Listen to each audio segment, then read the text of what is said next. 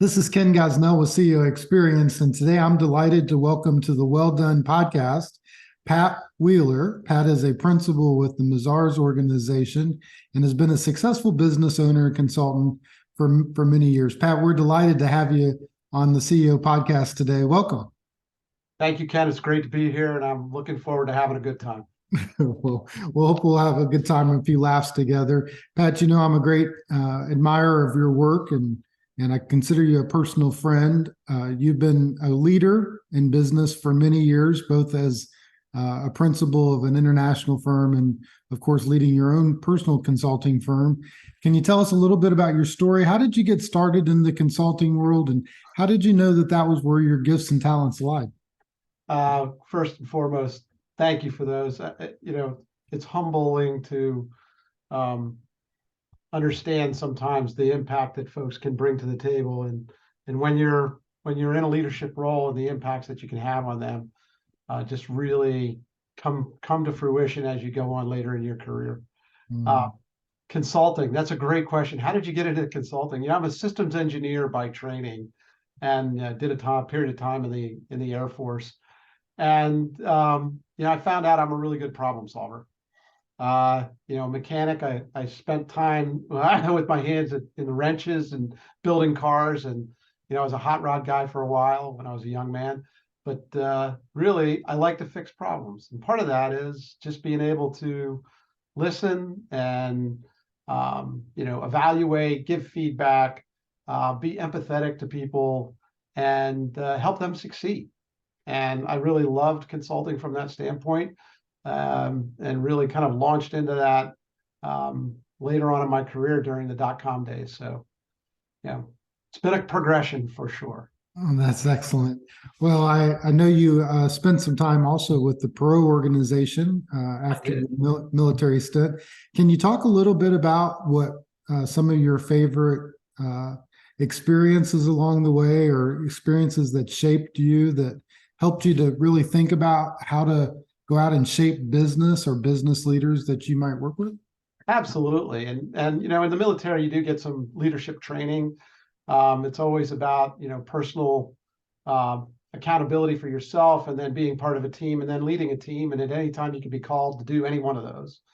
And Ross Perot had a pretty strong philosophy about people coming out of the military and some of the training that they had, but he created a construct around that, a culture and a style. Now, some people agree with it, some people don't, but the thing that I was attracted to was that they invested in their people, and Mm. they invested in their people in ways that I hadn't seen before in other organizations.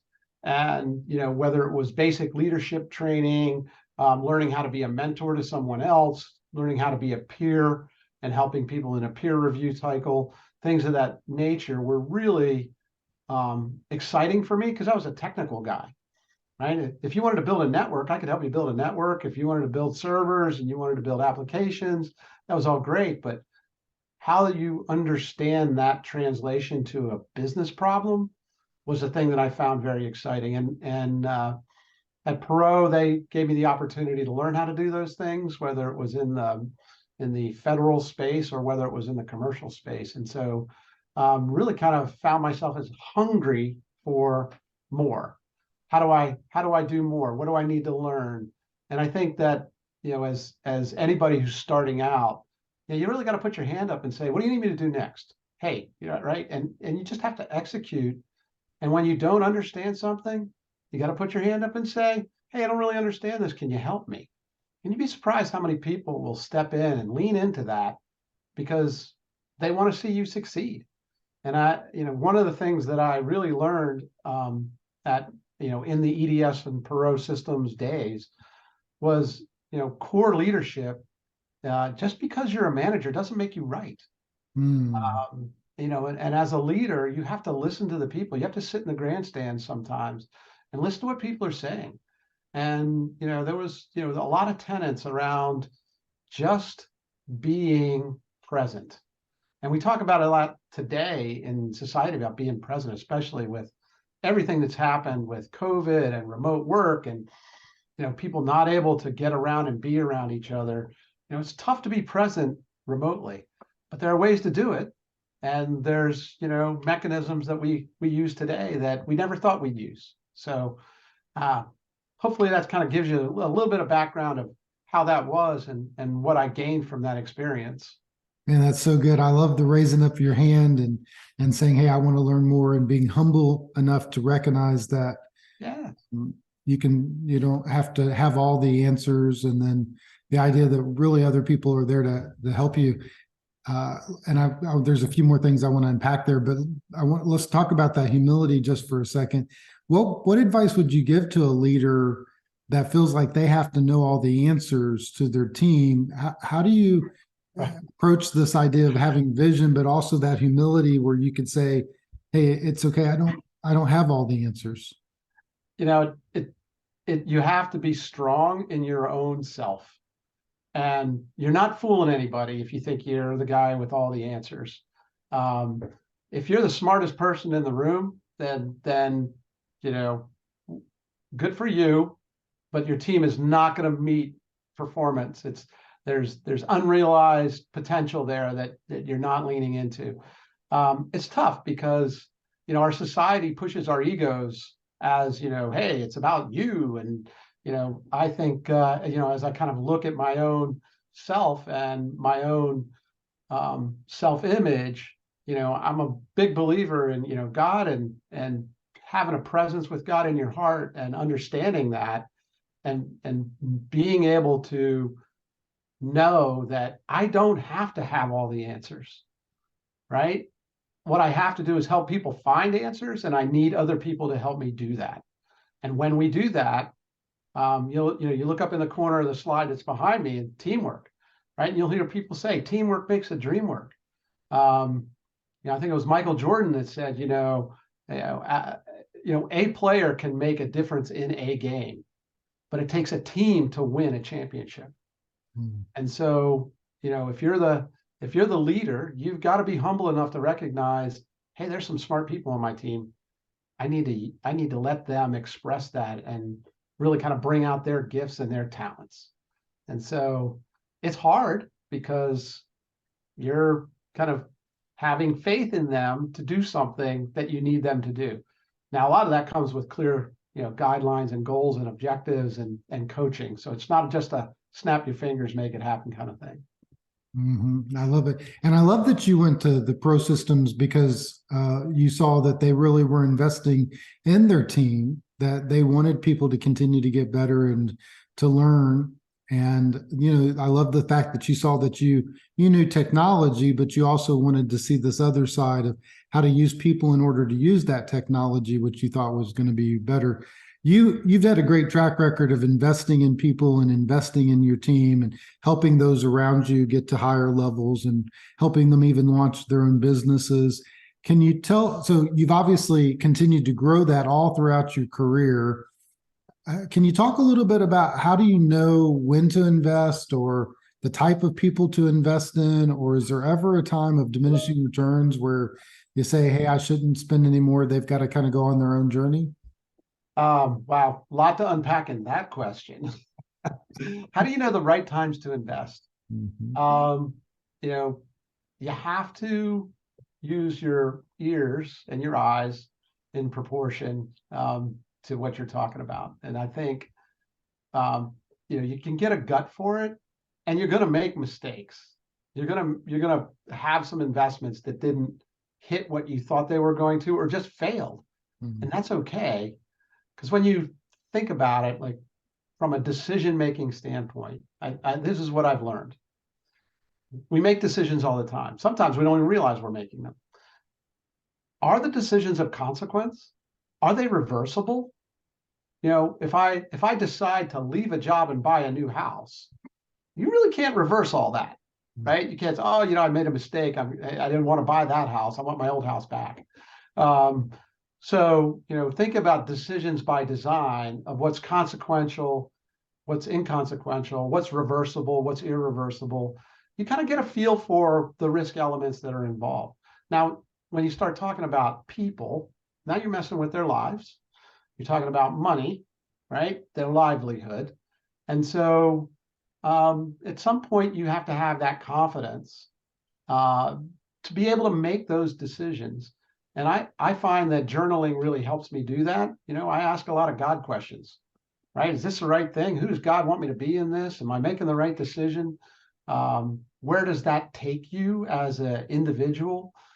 Because people will believe in you. And when you're confident and excited about what you're doing, people want to come along and be part of that. But you owe them the elements of, this is where we're headed. This is what we're going to do. This is what it means for you. These are some of the risks that are involved. I can remember when I started my company in 2007, and we had 21 people. I ended up buying a practice out of where I was a partner. We had 21 people that showed up, and it was zero to business in 21 days. Holy mackerel. We're talking about people's lives, families, moms, dads, right? All those things. And all of a sudden you realize, I have a great responsibility here. Now, somebody watching this might go, well, of course you did. But at the time, you're thinking about, how can I advance something that makes things better for them, right? And you get focused on that, and you get positive feedback on that, and you make those decisions, and you go out and do it. The realization later of, wow, look what I did. I didn't really know I didn't mean to do that. It worked. Some things didn't. Okay, we're going to try some new stuff. And as I said, part of failing is part of learning, and failure isn't failure. It's just, I haven't found what worked yet. So, you have to have the persistence, and you have to have the desire. Something I recently spoke to somebody about on my team was, have awareness, have determination, and gain the knowledge. It's one thing to be aware. It's another thing to then say, make a determination. I want to know more. I want to do more. And now you go out and gain the knowledge, so then you can gain the skill and have confidence in what you're doing and how you're doing it. And there are people that will help you do that. So hopefully I covered the topic. There's a lot Okay, of you're doing questions. fantastic. There's so much information that's there. I love the decisions by design, and thinking through, hey, is this something that we can reverse or we can bring back? You mentioned the zero to business in 27 days. 21. I know that 21 days. 21 days, sorry. I know that you've talked about that multiple times in the past, of how you launched out your own personal business and got that launched in 21 days. We have a lot of people that are looking to start businesses today. And you mentioned a little bit about just this idea of be persistent and have desire, be aware, to know more, do more, and then find the skill. Is there one nugget or another piece of advice that you might give to a startup or somebody that's looking to launch business in these turbulent times? Could they still do it in 21 days? What's your recommendation? Oh, absolutely. They could do it in 21 days. There's no doubt about that. Here's what I would say. In 2007, which is a while ago, some of us, remember what the market did for 2008. And a lot of people are like, wow, that's a gutsy call to start a business in November of 2007. And, it was a God-led moment for me, right? This had been building up. And, it was a team of people. It wasn't just me, right? It was a team of us that put our heads together and said, okay, what do we got to do? Right? We built the run book for starting a business. And it's just a wash, rinse, repeat. And a lot of people were like, well, did you go to, the SCORE guys, or did you go to the Chamber of Commerce, or did you go here? No, we actually relied on what we knew. We talked to our tax guy, right? He's like, well, you need these things, and you need insurance, and you need this. So we got a little bit of business advice from a CPA, but outside of that, we had to do all the work.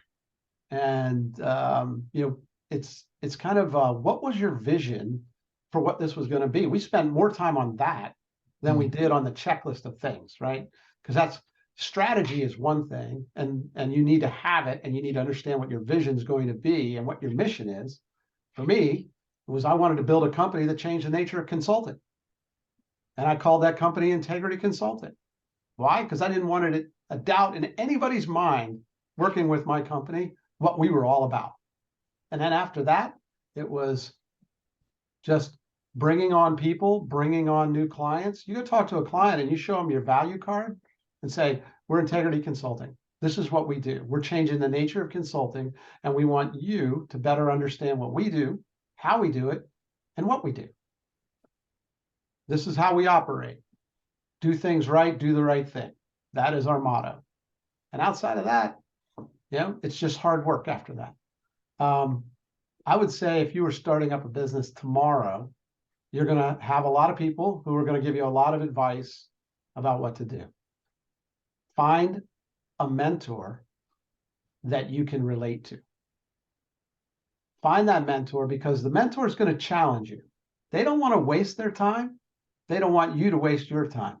So you've got to find that right cadre of people that you trust, that are going to give you the hard advice and challenge your thoughts, and put it back on the table and say, all right, you're going to make some critical decisions here. Let's walk through. What is your crash position if things don't work? What are you going to do? Are you going to put your family at risk? Right? Are you going to put other people's families at risk when you make decisions? So understanding that is really important, but it's not easy. It just takes time.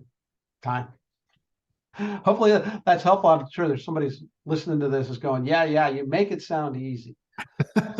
Right? Well, right. But I love the hard work piece that you. Well, it is. It's just stay persistent, do the hard work, and be a team. Like if you're married or you have a partner, whatever that might be, just don't go in blind. One team, one mission. This is what we want to do. This is how we want to do it. I found that my wife was my biggest supporter, and boy, we spent many hours walking on the canal, talking about what the options might be. What does this mean? How do we do this? What is it? Right? Having those kind of crucial conversations of where areas we didn't agree, we needed to kind of zip it down to where we did agree, and then you can move from there. So, I think that's so critical to have your spouse that's involved and engaged in that process as a team member. We just talked about that at one of the CEO retreats, where we talked about the CEO team, and one of the most critical pieces of that team is a supportive spouse. So well done. Absolutely. Today we have Pat Wheeler, who is a principal at the Mazar's organization and started his own firm called Integrity Consulting on our Well Done podcast. We're delighted to have Pat with us. So, I was a big fan of Integrity before you sold it to Mazar's. And one of the things that I loved about what you did at Integrity, and you mentioned it just a little bit ago about your value card, where you really highlighted the key values of the corporation or the organization that you had built. Can you talk a little bit about how you incorporated those values and how you got your team to really embrace and become evangelist, if you will, to the values that you were espousing? Sure. So, as I come out of Perot Systems, they had a very strong value system. And I think that kind of got ingrained as part of, who I was. And we all tend to adopt or, co-opt, if you would, things that we can align with and from a moral standpoint or from a operational standpoint, however you want to look at it. And at the end of the day, if I really wanted to change the nature of how we consult, this is kind of the story of helping our clients be the hero of their story. We're not the heroes. Our job is to help the client be the hero, right? We're the Obi-Wan Kenobi to Luke, right? He's got a mission to do. We got to help him achieve success and avoid failure. For those of you that may not know, I'm a huge Star Wars fan. So I love the mentorship model. And, the biggest kick I get is really helping people succeed. What are your gifts? What are your talents? Let's figure it out. And when they succeed, I succeed a little bit. And I'm really happy about it. I was just on a call with one of my leaders who's a change leadership leader in our practice. And we were just talking about how fun it is to watch someone succeed And when they're down, you put your arm around them. I mean, that's what we do with our clients, right? It was make them the star. Always operate from the center of the field, right? Do the right thing when always presented. And sometimes you don't know what the right thing is.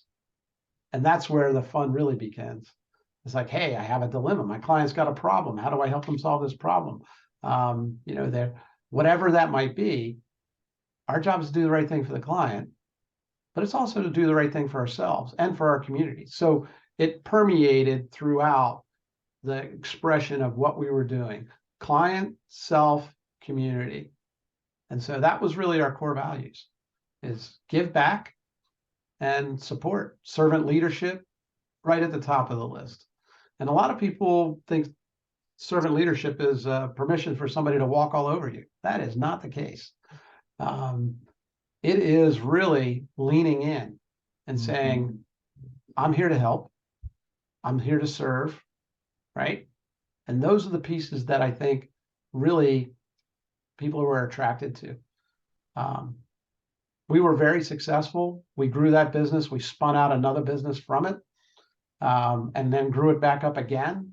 And then, as you said, we merged into a larger firm in 2017.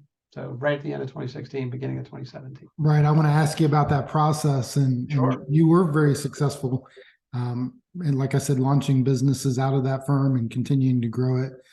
You've mentioned a few times about your faith and how God really shaped that. And I'm sure that those were part of your core values as well. Can you talk a little bit about at Integrity, how your view of God and your personal relationship with Him helped to shape some of the core values and maybe some of the decisions you made in the organization? And I didn't always get it right. Let's just be clear. Right. None of us do. That's all right. That's good. That's okay, because God's a forgiving God, right? And when your heart is in the right place, prayers get answered. They may not always get answered the way you want, but they will get answered. When we established the company, we really said we're not a faith organization, but our core values are based on faith-driven things. And think about the golden rule, right? That was really one of the pieces around our core values. And I would say, while I had a lot of people that work for me that may not have embraced a faith, they liked the fact that we had a core value system that was based on it. It didn't require them, whether they were Muslim or Hindu or Christian or Catholic or Jewish, it didn't matter. Why? Because we treated everybody like a human being with respect and a focus on excellence and caring for our community. So, my faith, I don't know that I could have started my business without faith. I would have had to rely on myself, which, that's just not where it comes from. God put me in a place to have an impact on people's lives. And, a lot of people are like, well, did you make money? And, was money, it's not about the money. It's not about the possessions. It's about, did I help somebody transform their life? Whether that was a client or whether that was an employee or whether that was somebody in the local community in Frederick, right? So to me, that was really what the mission was. And if we made some money along the way and had some fun, great. That was even better. So, joining, or I can progress into that next conversation, but I think it's important that you understand you have your sphere of influence.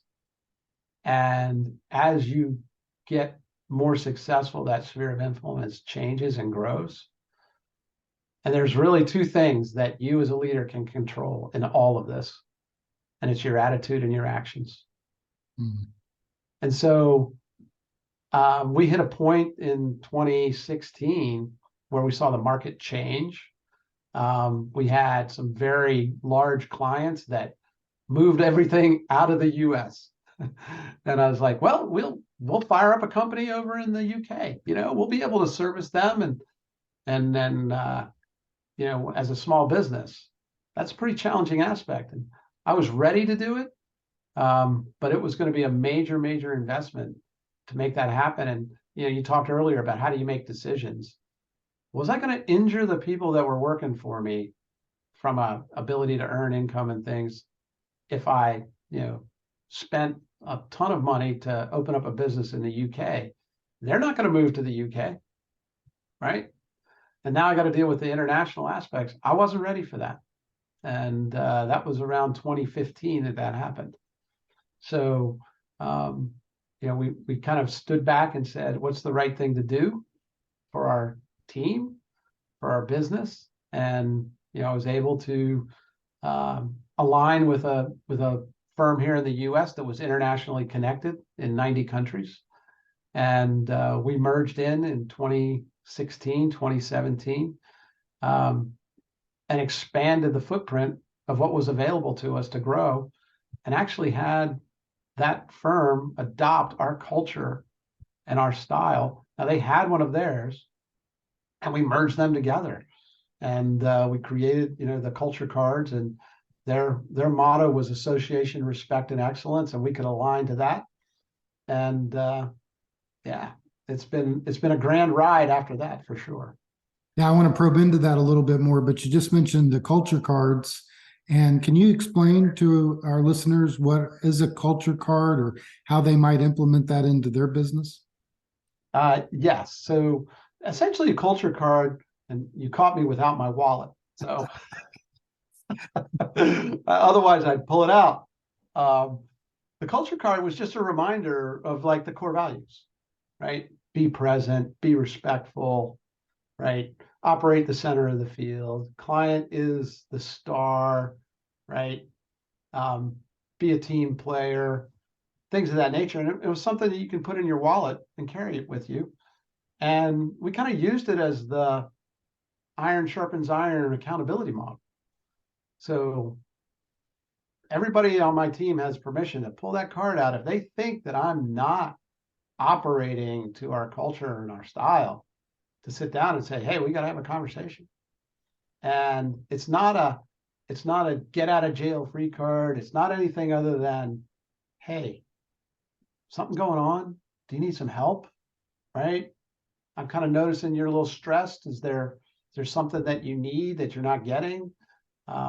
As leaders, we tend to kind of put ourselves in these situations where we're like, where the buck stops here. And we often forget that there's others that are out there that can help us and that we can have peer-to-peer conversations with them. And so that's what the culture card's about. We show it to our clients all the time. Hey, this is what we do. This is how we do it. You can always count on us to be straight with you, because otherwise everybody's going to have a terrible time. So, and we do have, there are times when you have bad situations, and that's where you just got to rely on, hey, I got to be respectful. I got to be professional. I got to, my heart hurts, but my head is saying, don't do anything stupid. Right? So, I love that the culture cards keeps the leader accountable. Boy, that's pretty powerful, right? That at any moment, one of your team members can pull out that card and say, hey, we need to have a conversation because I'm noticing this about you. And boy, that's a pretty powerful opportunity as a team, but it's great for the leader to have that awareness that, hey, because, a lot of times as leaders, we don't have that accountability. So when our team has that power to pull that out and say, hey, Ken or Pat, you're not living up to what I'm seeing on this culture card. right. That makes everybody better. It does. And it can be challenging. I'm telling you, when you've got a younger member of the team saying, I don't really understand because what I see doesn't align with what is going on here. And sometimes they don't see the whole picture, or sometimes, yeah, my temper got the better of me. And again, we're not perfect as leaders, right? So we're not earlier about servant leadership. And again, this is another way that you applied servant leadership to integrity into your organization. Was you said, hey, here's the culture that we're striving for. I believe in it. I'm putting it down in writing. I'm putting it on a culture card, but I'm also asking you to hold me accountable, because there's going to be days that I know that I'm going to be maybe tempted to not live up to the standard, or there's going to be days that I'm, Sure. struggling with it. Temptation comes in many, many forms, many, many forms. But I would say this. I had a meeting not long ago with my leadership team, and I'm like, I need help solving a problem. We're just going to get it out on the table. And I always open up with everything that I'm doing is with the best of intentions and targeting to get to where we agreed we wanted our strategy to take us.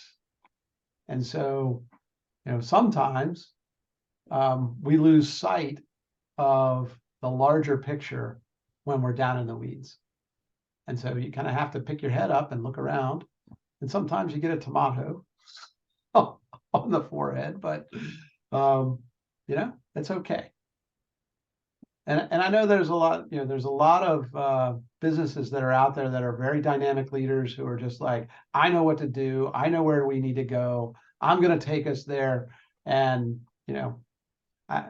I recently sent a little note to the team about, calling somebody out in a meeting, pretty dangerous topic, because sometimes you let your emotions run your mouth and now you have a lot of fixing to do, which takes you off of the focus. Where were we going? What do we got to get done? So, the head and the heart sometimes get a little flipped.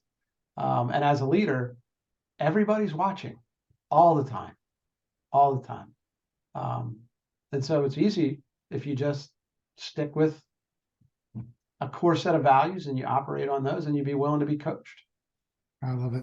Hey, I do want to talk a little bit about the transition you made when you sold your business. And I know you did it, and you mentioned before you thought about the customer that, had gone international, and that provided an opportunity. You really lived the American dream in many ways. You started your own practice, you built it up, you spun it out, you continued to build it up, and then was really recognized by an international firm, and it was approached by them to merge, to be a part of that. As business leaders, that's kind of the dream maybe that we have sometimes, that we're going to build something that we could sell it, that's become valuable. But I also know it becomes something that we get very attached to because it becomes who we are, and we've worked so hard for it. Was it hard for you to let it go, or do you have any best advice on how to see yourself as a steward of your business and not necessarily an owner of it? So that's a great question, because a lot of people respect the fact that you own a business, whatever that business is. You could be a small shop, right? You could be a large corp, doesn't matter, right? You've exercised some leadership and charisma to create a business and to help drive it. It's very hard to let it go. And sometimes, you look at it and go, I could have done things better. Always, we look back, hindsight's 2020. But sometimes you have to let it go so you can grow. And I have to say, I'm a better leader today than I was then, because I did let it go. And some people will say, well, yeah, you got paid a lot of money to do that. Yeah, I did okay. I don't know. It's not as much as people think sometimes. Exactly, right? After the government takes all their part of it, yes. But at the end of the day, you took the risk, you made the investment, and you took care of your people. And I do okay, right? That's fine. But when you let it go, you really create the opportunity for yourself to go do something else, something more impactful. And what is God asking you to do that you've been holding off on? Right. And that was kind of where I was. It was like, I'm holding on to this thing. I got a tight grip on it. Right. I know. And, the messaging was, hey, you got to let this go. You're going to hurt the people in your organization if you don't. And, a little bit of that greed creeps in. You start thinking about it. Right. Yeah. All that money in the bank, whatever it might be. You know what? Give it away.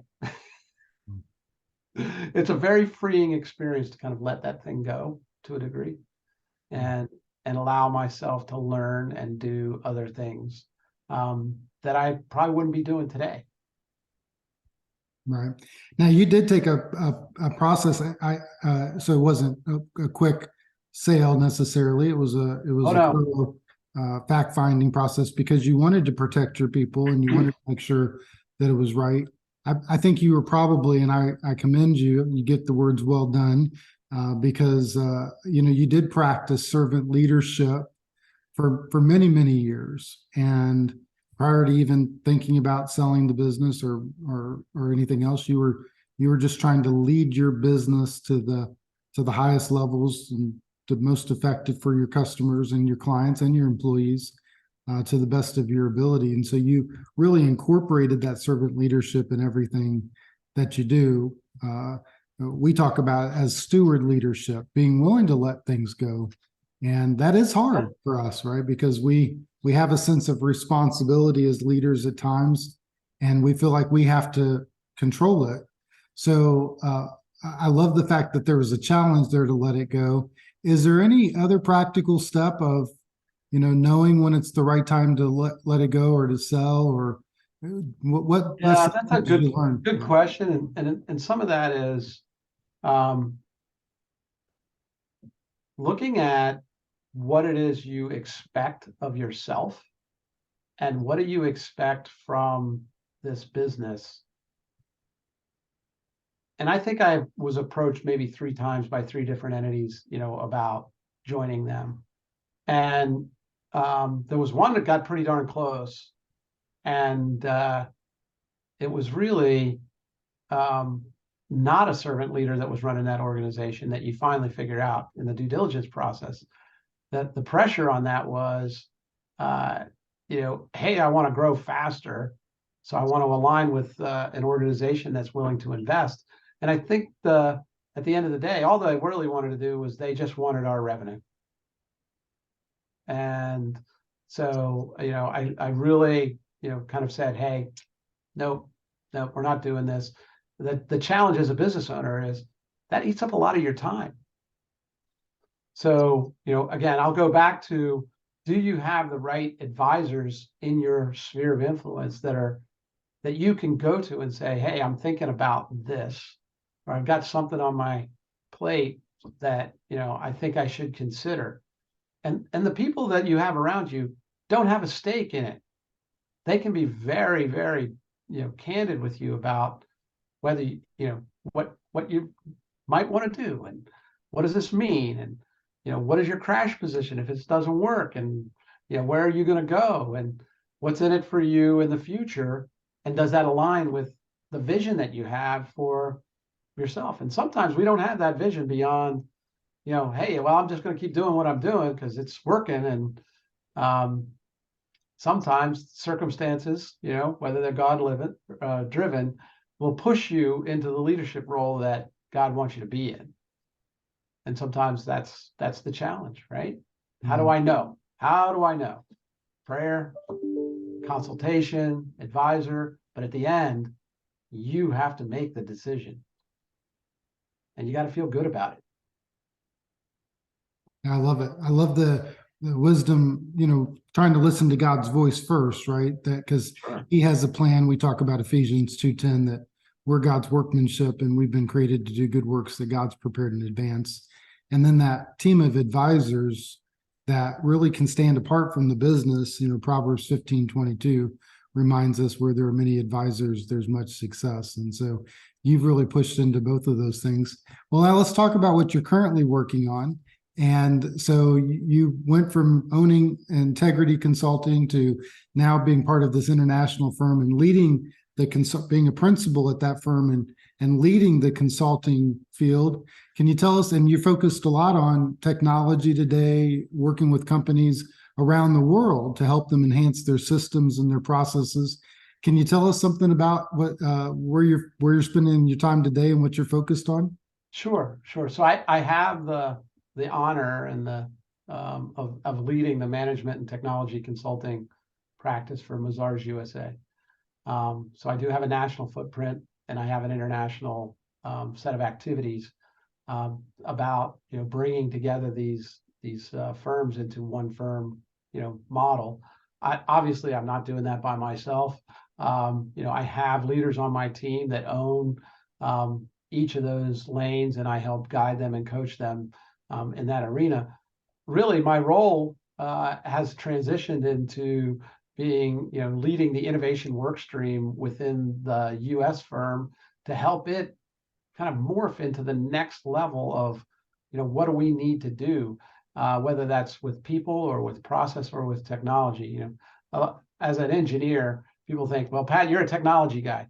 Well, yeah, I'm a technology geek. I love technology, but in the end of the day, it's really about the people and how we do things, which is a processing piece, and then the tools that we use to do that is the technology components. And technology isn't always the answer, right? Sometimes it's, do you have the right people? Are they in the right seats? And are they doing the right things that you need them to do? And when you have clarity of the vision and the mission, it's easy to get people to stay focused and to execute where you need to go. Ken, you gave me a piece of advice many years ago: is guard your yeses, right? And so when people understand what the leader is doing, it drives clarity for them and helps them guard their yeses so they don't get distracted. But at the same time, they want to grow and do new things. So as a leader, you have to innovate and you have to look at, what is the market doing? What are we doing? This whole situation with COVID, I was fortunate enough that my team was already a remote team across the country. COVID happened, we didn't miss a beat. We were already running on Zoom. We're already running Teams, right? Everybody's got a laptop, got a bag. They can work from home or they work from the client. It was an easy transition for us, not so easy for our clients. And one of the things that we focused on is, what's the resiliency of an organization? And we were doing that back in 2010, 2011, 2012. Whether it was a pharmaceutical company or a manufacturing company, it didn't matter. What's your ability to be resilient when things happen? And so, a lot of our clients were ready to a degree when kind of COVID hit. They got to move to a mobile workforce, a remote workforce, and we had a lot of success there. So, again, innovating a little bit along the way. Now, it's return to work, it's hybrid. How do I stay connected? All those things, and we worked on many things to help that happen. And I think we're better for it. And I don't think we're going to go back to the old model. I think we're going to live in a hybrid environment because quality of life improves in some areas. And companies are adopting to the new model. In my role, I also build business plans and expand new services for the company. We most recently did about a 2.5-year business plan for launching a Microsoft practice within the organization, and that has really taken off. You asked me, what am I spending most of my time on? It's that thing's growing like a rocket ship, and so in its wake, there's a lot that needs to be done and a lot needs to scale. And we see that we're now picking up on the international front. We have clients that are active in the EU and Asia Pac, and we have Mazar's offices in those locations, and we're able to service those clients and really bring a more broad set of skills to the table. So that's the exciting part. That's what I've been working on, and really building my own resilient organization. So someday I'm going to retire. And succession planning. Retirement's not in the Bible, Pat. We've got to talk about that. Well, I'm going to go do something else for somebody else or somebody. That's stewardship. See, that's not retirement. But you got to leave the place better than you found it, right? And that's right. Really the goal. That's right. Have impact, and our people really, enabled and able to do the things that they want to do. And to me, that's success. I have been impressed watching you both at Integrity and then now in your current role, as you've continued to invest in your team, you've continued to grow and develop those business plans. And I love your focus on creativity and innovation as it comes to business. And as you mentioned, a lot of the businesses that you had worked with were prepared. Nobody saw COVID coming, but there were things that because of your innovative mindset and your focus on both people, processes, and tools and technology, you were able to prepare a lot of your clients to really be a step ahead of what ended up coming into the marketplace, and now what is even coming next. One of the Oh yeah, we're big into the AI machine learning and how is that changing people's jobs, and Mhm. it's significant what's happening. And you've heard about it for a long time. Well, AI, well, and machine learning and all those things. Yeah, they're coming. They're going to have an impact. But at the end of the day, we're in charge, right? We get to make the decisions on how we do it, when we do it, and what do we use it for. And if we can't do something that leaves the world in a better place, maybe we shouldn't do it. That's right. That's right. We talk about one of the biblical business principles is do things today that impact today and tomorrow. Yep. And the idea, and that's exactly what you're doing in your business. You're making decisions today, but you also have that longer view of what's coming tomorrow and how do we position to be in that, help our customers, our clients to be in a position to succeed when tomorrow happens. And I just think that's a noble call that you've had on your life, and God has definitely gifted you with the gifts of vision and intuition and innovation. So well done, Pat. Well done. Well, I think that the folks that are listening to this or watching this need to know I didn't have those out of the gate. Right? It wasn't until my mid-30s that I really caught on to what that was all about and what I needed to do, and stopped focusing on me and started focusing on others.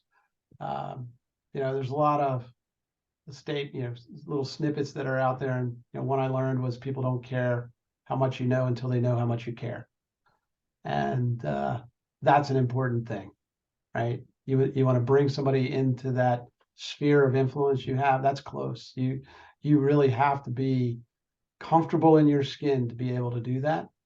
And it's a journey. Nobody's got it right out of the gate. It's a journey. And sometimes we take a little side journey and we come back. Mm-hmm. Hey, Pat, you've given us so many best ideas today. I've written almost 3 pages of notes. Oh dear. No, I love it. I appreciate it. And hopefully the listeners will get some things. I mean, you talked about early on being present, and we didn't even unpack that more, but as a leader, how critical that is. The idea of persistence and having a desire, the idea of knowing more, doing more. I loved your value card idea that you brought out. The values keep the leader accountable, that you take care of your people when you sold. It was the idea of really investing and caring for your people, the idea of servant leadership and stewardship leadership, just the name of your organization and integrity, but tying it to the value that we wanted to do something completely different than we did. And you reminded us to let it go, that really controlling things isn't necessarily going to be the way that we get ahead, but sometimes releasing it and investing in our team is a way. And you challenged us to think about we can really transform our business in 21 days, which I think is really absolutely. It's fun, exciting, challenging. And if you want to know more about that, just let me know. I'm happy to help. That's excellent. And then, of course, you reminded us of how important our faith is as it ties to the values, and it's who we are. You can connect to Pat on LinkedIn. He has a LinkedIn profile, so you can find him under Patrick Wheeler, who works for Mazars as a principal for Mazars. But Pat, you are a well done leader, and I consider you a personal mentor and a personal friend. So thank you for being with us today. Do you have one last thought that you'd like to share with the audience? Sure. Here it is I don't know that I'd be where I am today without a Ken Gosnell in my life. Right. I think, when we got connected, and, you've been a great business advisor, a great personal mentor, somebody that I can count on and rely on that's going to speak truth into my life.